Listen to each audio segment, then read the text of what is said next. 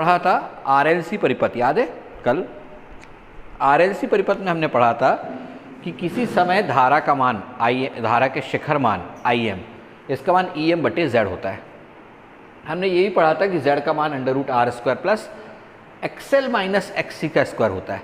XL की value omega L होती है और XC का मान 1 बटे ओमेगा C होता है। दिखाई दे रहा है इतना ऐसा यहाँ पर, तो 1 बटे ओमेगा L माइनस 1 बटे ओमेगा C का स्क्वायर होता है। इस नीचे वाले भाग को अपन Z बोलते हैं। ओमेगा 2πf भी होता है, ये भी पढ़ा है मैंने। तो यहाँ पर ओमेगा L को 2πfL और ओमेगा C को 2πfC भी लिख सकते हैं। क्या बता रहा है ये बता रहा है कि धारा Im का मान सिर्फ R, L और C पर निर्भर नहीं करता है, एक और विशेष राशि पर निर्भर करता है, वो है आवृत्ति F। ठीक है, उस आवृत्ति F का क्या प्रभाव होता है Z पर, और Z पर प्रभाव होगा तो धारा पर प्रभाव होगा। तो ये हम अध्ययन कर रहे हैं यहाँ पर एक ग्राफ बनाकर। इस ग्राफ में धारा के शिखर मान को लिया गया है y अक्ष पर और x अक्ष पर लिया गया है जो स्रोत है उसकी आवृत्ति। स्रोत ऐसा लिया गया है जिसकी आवृत्ति को बदला जा सकता है।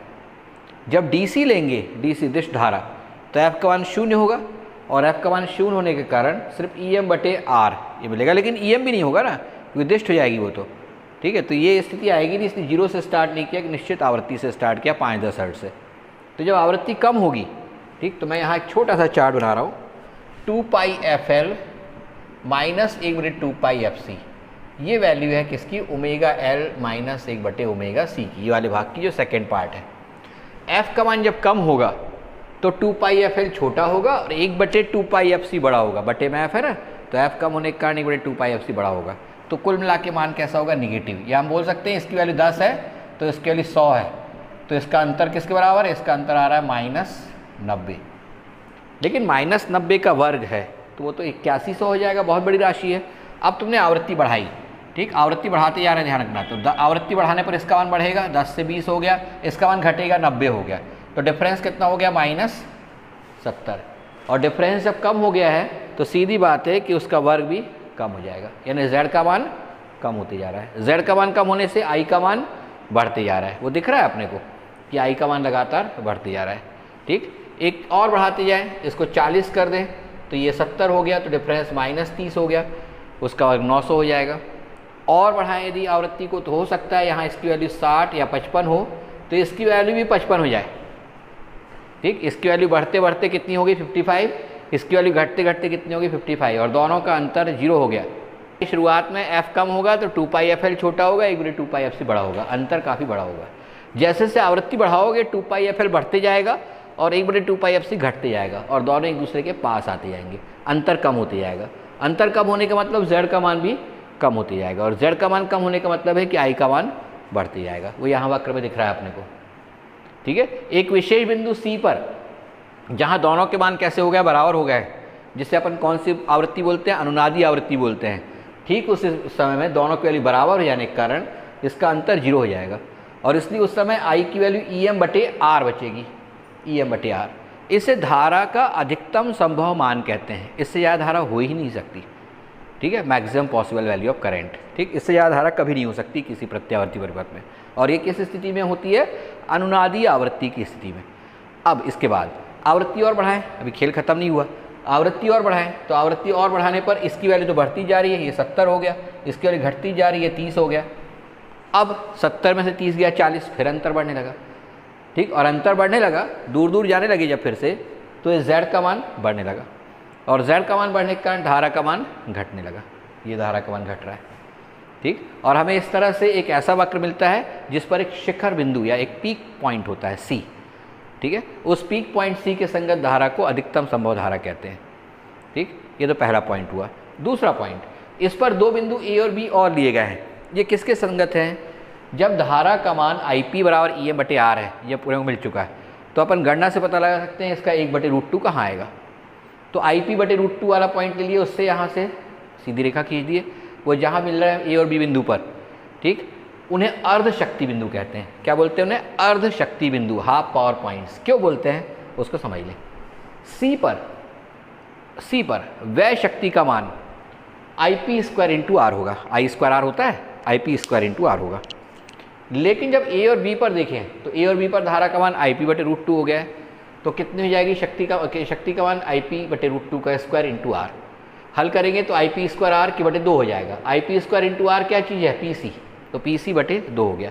यानी ये वो दो बिंदु हैं A और B जिन पे शक्ति का मान अधिकतम संभव शक्ति का आधा होता है, यानी PC का आधा होता है A और B पर, और इसलिए इनको बोलते हैं हम अर्ध शक्ति बिंदु। तो ये बिंदु क्या हो गया? A और B अर्ध शक्ति बिंदु हो गया, हाफ पावर पॉइंट्स।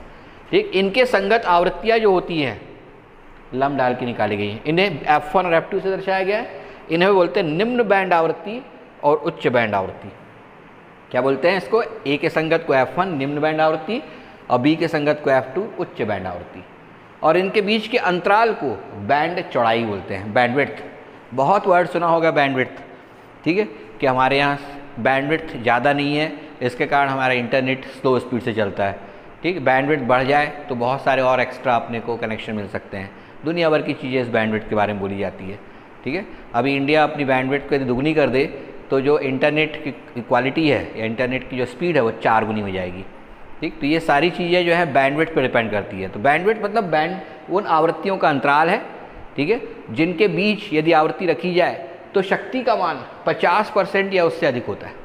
आप देख रहे हो इस वाले क्षेत्र में जो शक्ति आएगी, मैं डैश कर इसको छायांकित कर देता हूँ, ये इतने हिस्से में जो शक्ति होगी वो हमेशा कुल शक्ति का 50% या उससे अधिक होगी, जबकि इसके नीचे वाले पूरे भाग में बाकी बची हुई शक्ति होगी। तो ज़्यादा अच्छा हिस्सा कौन सा है? जहाँ ज़्यादा से ज़्यादा शक्ति कॉन्सेंट्रेटेड है, इकट्ठी है, और इसलिए हम इसी क्षेत्र का उपयोग करते हैं।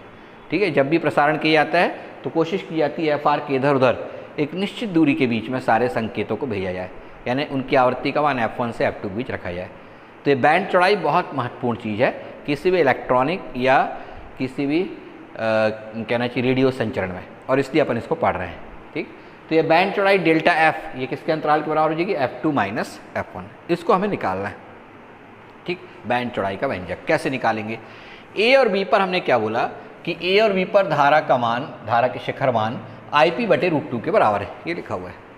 और IM का मान हमेशा EM/Z होता है हर्ष, IM का मान EM/Z होता है। लेकिन IP का मान हमने कितना निकाले? IP कब होता है? IP उस स्थिति में होता है जब इसकी वैल्यू 0 हो जाए, और जब इसकी वैल्यू 0 हो जाएगी तो IP की वैल्यू कितनी हो जाएगी? EM/R हो जाएगी, वो EM/R है। तो यहाँ रख देंगे IM की वैल्यू EM/R, सॉरी IM की वैल्यू EM/Z और IP की वैल्यू EM/R। EM से EM कैंसिल हो जाएगा दोनों तरफ, तो Z बराबर कितना मिलेगा? √2 टाइम्स ऑफ R। दोनों पक्षों का वर्क कर देंगे तो Z² बराबर कितना मिल जाएगा? 2R²। Z की वैल्यू कितनी होती है? R² plus ω_L minus 1/ωc पूरे का वर्ग, और इसका अंडर रूट होती है, वर्क कर दिया इसलिए रूट हटा दिया है, बराबर 2R²। यहाँ से R² उधर पक्षांतर कर देंगे तो ω_L माइनस 1/ωc का वर्ग बराबर 2R² में से R² गया R²। और अब इसका वर्गमूल ले लेंगे। वर्गमूल लेते हैं तो आपको पता है प्लस माइनस दोनों चिन्ह आते हैं। दोनों चिन्ह लेने के बजाय उसको मॉड के अंदर भी लिख सकते हैं, मॉड ω_L माइनस 1/ωc बराबर R।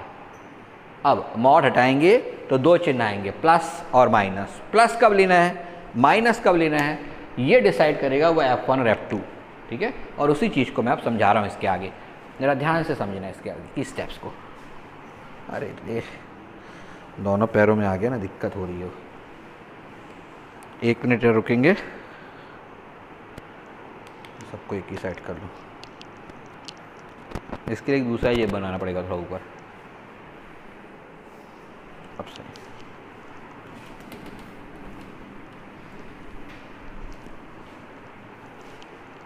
देखें मैंने क्या बताया कि जब इसमें से ओमेगा बराबर ω1 पर, ओमेगा बराबर ω1, ये पेन खराब है, ओमेगा बराबर ω1 पर ω1L माइनस 1/ω1C ये लेस देन 0 होगा। पढ़े थे अपन ने अभी कि इसके इस तरफ को ω1L छोटा होता है और 1/ω1C बड़ा होता है। ठीक है, क्योंकि ओमेगा का मान कैसा है? छोटा है। ओमेगा इक्वल्स टू ω1FR से छोटी वैल्यू है। तो ऐसी स्थिति में इसीलिए ω1L माइनस 1/ω1C इसकी वैल्यू कितनी होगी? -R। 0 से छोटे का मतलब क्या है? निगेटिव होगी। ठीक है, तो निगेटिव होने का मतलब -R होगी। ठीक, इसलिए ठीक जब ओमेगा बराबर ω1 हो तब। और दूसरी स्थिति जब ओमेगा बराबर ओमेगा 2 हो तब omega 2L minus 1 upon omega 2C ये ग्रेटर देन 0 होगा। ये एक वर्ग समीकरण जैसा है और वर्ग समीकरण के दो हल होते हैं, एक ओमेगा 1 है और दूसरा ओमेगा 2 है। ओमेगा 1 वाली स्थिति में आप देख रहे हो कि वैल्यू निगेटिव होगी इसलिए माइनस आर ले रहे हैं। ओमेगा 2 वाली स्थिति में पॉजिटिव होगी इसलिए omega 2L minus 1 upon omega 2C is equal to plus R होगा। ये दोनों इक्वेशन जो हैं, इक्वेशन इनको नंबर दे दें अपन।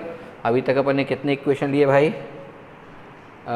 कोई ऐसा विशेष इक्वेशन नहीं लिए हैं, तो इसी को अपन इक्वेशन नंबर 1 और इसको इक्वेशन नंबर 2 दे सकते हैं, या इसको 1 दे सकते हैं तो इनको 2 और 3 दे सकते हैं। अब ध्यान दें, मुझे निकालना है ओमेगा 2 माइनस ओमेगा 1, तो मैं किस में से किसको घटा दूँ? 3 में से 2 को घटा देते हैं।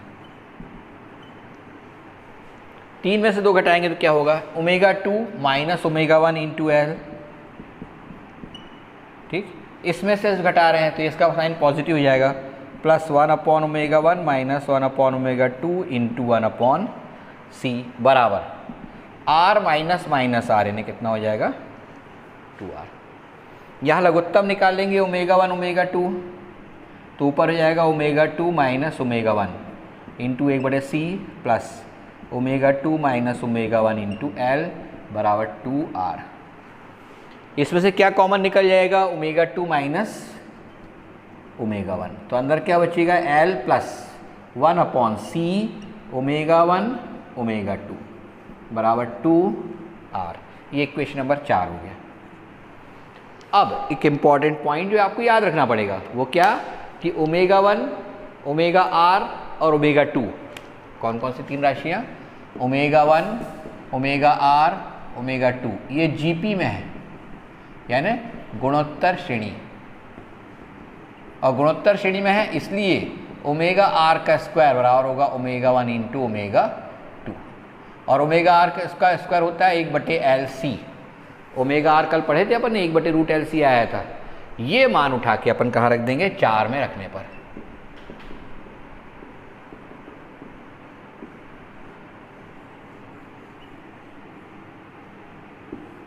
जब 4 में रखेंगे यहाँ पर तो omega 2 minus omega 1 into inside bracket L plus, ये फिर से एल हो जाएगा। कैसे होगा थोड़ा ध्यान दें, यहाँ सी ओमेगा 1 ओमेगा 2 है, यहाँ से सी उधर ले आए तो सी ओमेगा 1 ओमेगा 2 बराबर 1/L होगा, तो 1/1/L लिख सकते हैं अपन इसको, ऐसा आएगा 1/1/L बराबर कितना हो रहा है? 2r। ये 1/L ऊपर चले जाएगा तो omega 2 minus omega 1 into 2L बराबर 2r। ये 2 से 2 कैंसिल हो जाएगा, तो इससे किसकी वैल्यू मिल जाएगी आपको? ओमेगा 2 माइनस ओमेगा 1 बराबर r/L। इसको इक्वेशन नंबर कितना दे सकते हैं अपन? 5। इसके बाद यहाँ पर ओमेगा 2 की वैल्यू कितनी होती है? 2πf2। ओमेगा 1 की वैल्यू कितनी होती है? 2πf1। इसलिए यह मान रख देंगे तो 2π बाहर निकल जाएगा, f2 माइनस f1 बराबर r/L। हमको क्या निकालना था भाई? हमको डेल्टा f निकालना था। डेल्टा f का मान कितना है? f2 minus f1। तो इसकी जगह डेल्टा f लिख देंगे, बैंड चौड़ाई बराबर हो जाएगा r/2πL। ध्यान रखें, जिसको आखिरी में बोलते हैं ना सावधान करना, सावधान कर दें कि ये जो आर्टिकल है ये एमपी बोर्ड वालों ने आज तक नहीं पूछा है, लेकिन एक एक नंबर के क्वेश्चन इसमें कई बार पूछे गए हैं। ठीक, एक एक नंबर के क्वेश्चन कैसे पूछे गए हैं? पहला प्रश्न पूछा गया है कि बैंड चौड़ाई का मान किसके अनुक्रमानुपाती होता है? आर के, एल के, सी के, 1/√L के, इस तरीके से। ठीक है, या डेल्टा एफ के लिए व्यंजक निकालने के लिए नहीं आता, डेल्टा एफ का मान या उसका सूत्र जो भी है उस सूत्र में मान रख करके डेल्टा एफ निकालने के लिए आता है। डेल्टा एफ निकालने का मतलब आंकिक मान, तो उसमें अपने को किसी परिपथ के बारे में बता देता है कि उसमें प्रतिरोध का मान 10 ओम है, एल का मान 100 हेनरी है, सी का मान 1000 माइक्रोफैराड है, तो उस परिपथ के लिए डेल्टा एफ का मान यानी बैंड चौड़ाई का मान क्या होगा। ठीक है, तो ऐसे प्रश्न जब आते हैं तो आपको पूरा आर्टिकल करना चाहिए। गलती से आ गया तो क्या करोगे? ठीक है, मैं फिर से समझा दूँ, बहुत सारी चीज़ें ऐसी होती हैं जो परीक्षा में नहीं आती, इसका मतलब ये नहीं कि उनको तैयार ही ना किया जाए। ठीक, क्योंकि वो आपको किसी दिन धोखे में डाल सकती है। न्यूमेरिकल आ गया और आपने बोले हमने तो किए ही नहीं थे, इसलिए याद ही नहीं आया कैसे करना है, तो आपके नंबर सीधे सीधे चले जाएंगे। ऑब्जेक्टिव क्वेश्चन में कोई और नहीं है, कोई अथवा नहीं है, पूरे करना है आपको।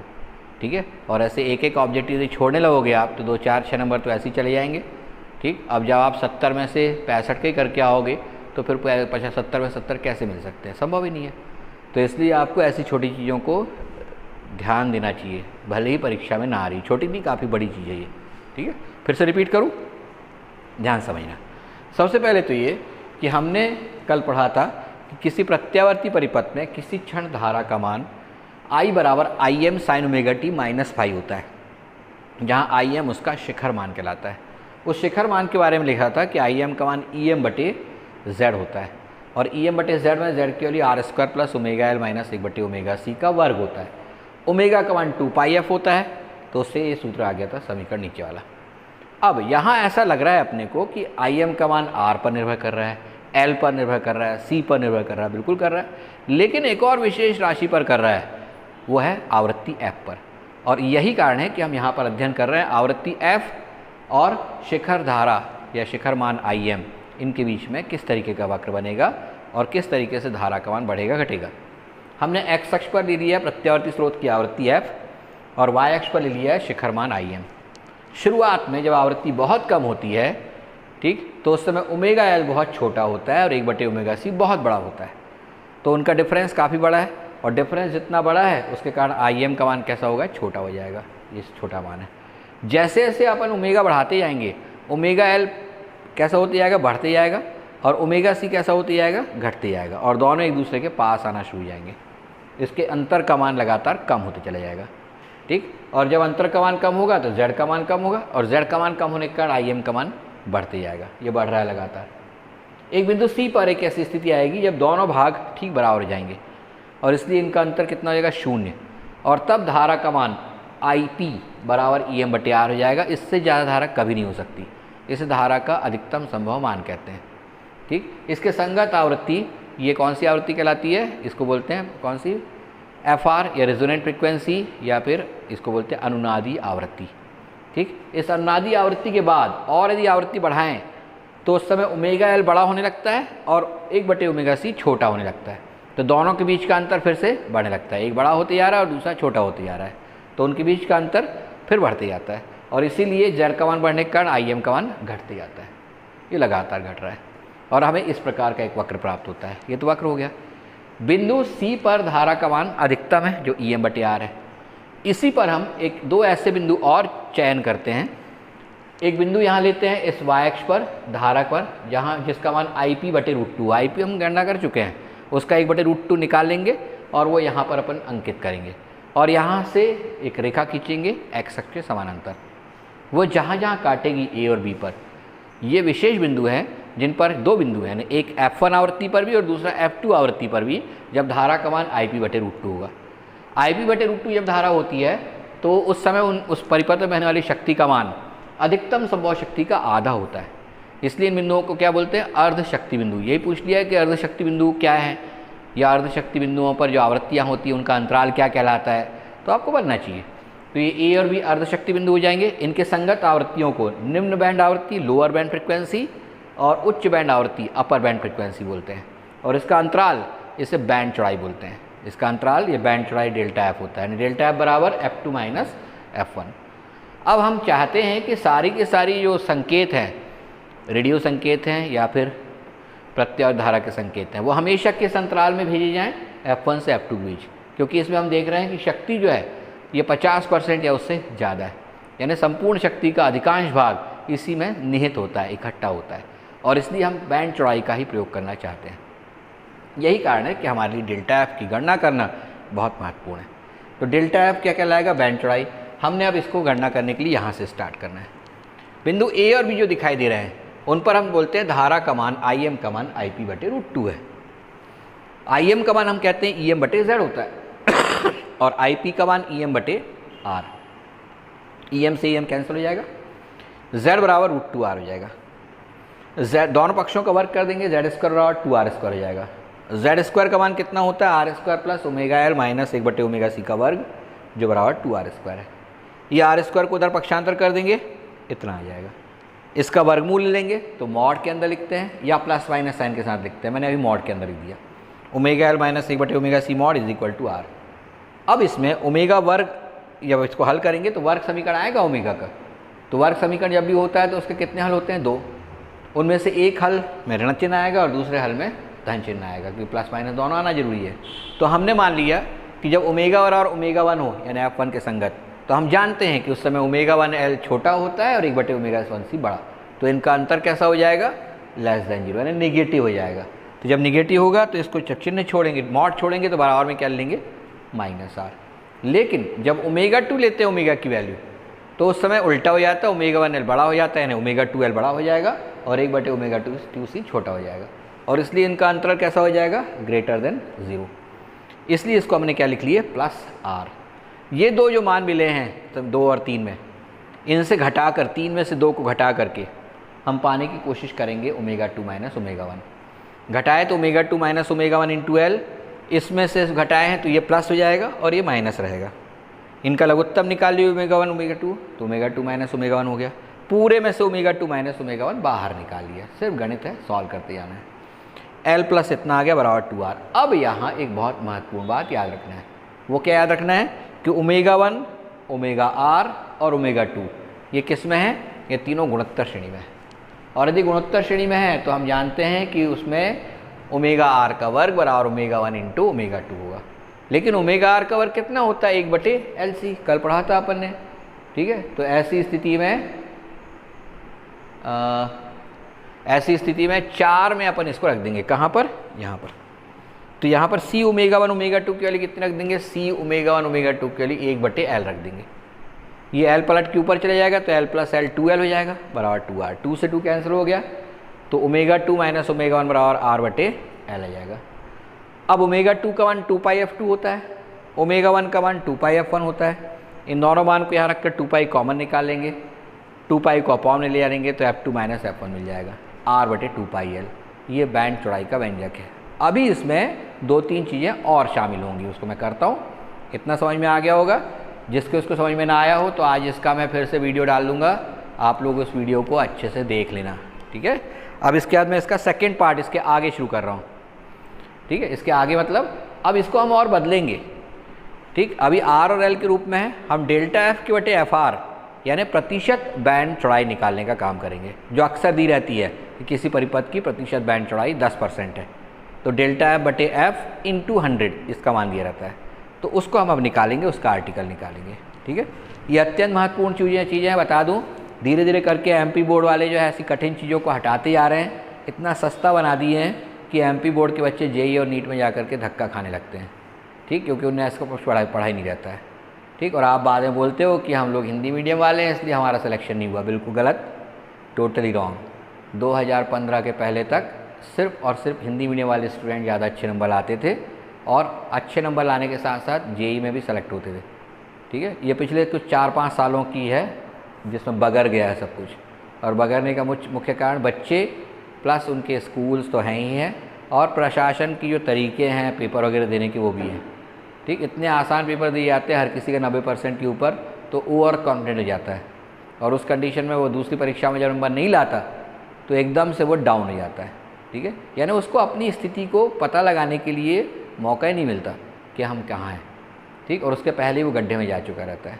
तो इसलिए मैं बार बार आप लोगों को ताकीद देता रहता हूँ कि अवेयर रहें इन चीज़ों से, कि आप जो कुछ स्कूल में पढ़ेंगे, एग्ज़ाम के हिसाब से तैयारी करेंगे 12th के हिसाब से, वो एक बिल्कुल अलग और नीचे की कैटेगरी की चीज़ है, और आप लोगों को जो JEE और नीट में तैयारी करनी है वो काफ़ी ऊपर है, ठीक है। तो आप उस लेवल को पकड़े रखें। मैंने पहले ही बता चुका हूँ कि कोई भी एग्ज़ाम JEE या नीट उसका लेवल नीचे नहीं आएगा कि आप नीचे हो मैं उसके साथ चला जाऊँ, आपको उसके लेवल को पाने के लिए ऊपर जाना पड़ेगा, ठीक है। इस गलत फहमी बिल्कुल मत रहना कि हमारे MP बोर्ड में जैसे क्वेश्चन आते हैं वैसे ही जाएंगे, बिल्कुल भी नहीं आएंगे, ठीक है ना। तो इसलिए आपको इस तरीके की तैयारी करके रखना है। आप मेहनत करोगे तो दूसरों से आगे निकल जाओगे, कंपटीशन का मतलब यही होता है, ठीक। और आप सब जैसा करोगे तो उसी जैसे रह जाओगे, उसके ऊपर नहीं निकल पाओगे, ठीक।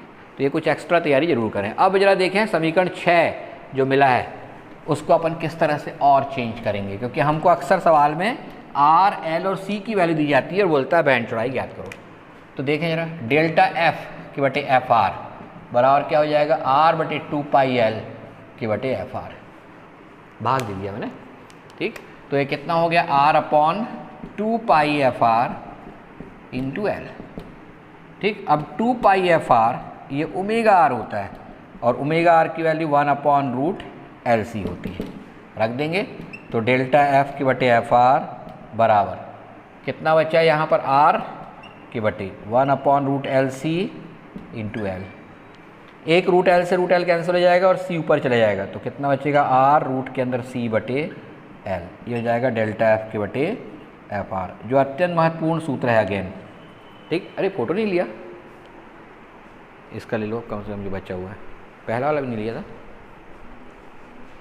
अब स्क्रीनशॉट लेके काम, ये आर इंटू रूट सी बटे एल से पता चलता है कि बैंड चौड़ाई का प्रतिशत मान इंटू 100% करने के लिए, परसेंट करने के लिए किसका मल्टीप्लाई कर दोगे इंटू 100 का, तो इसकी सहायता से प्रतिशत बैंड चौड़ाई का मान ज्ञात किया सकता है। Okay, got it. तो ये पूरा इसका आर्टिकल है। आज एक ही आर्टिकल इसलिए हुआ क्योंकि ये बड़ा तगड़ा आर्टिकल था। अब बच्चा विशेषता गुणांक, क्वालिटी फैक्टर, वो अपन कल करेंगे, और कल ये चैप्टर हो गया दी एंड। और जब कल इसका पूरा दी एंड हो जाएगा तो उसके बाद अपन परसों से रिवीजन शुरू करेंगे। ठीक है, परसों तक आप लोगों को कोशिश की जा रही है कि नोट्स मिल जाएँ पहले वाली यूनिट के। मैं यूनिट बाय यूनिट दूंगा, पहले यूनिट के नोट्स मिल जाएंगे, फिर उसको अपन रिवाइज करेंगे, फिर सेकेंड यूनिट के मिलेंगे उसको रिवाइज करेंगे, फिर थर्ड यूनिट के मिलेंगे उनको रिवाइज करेंगे। ठीक है, एक साथ चारों यूनिट के नहीं मिलने वाले।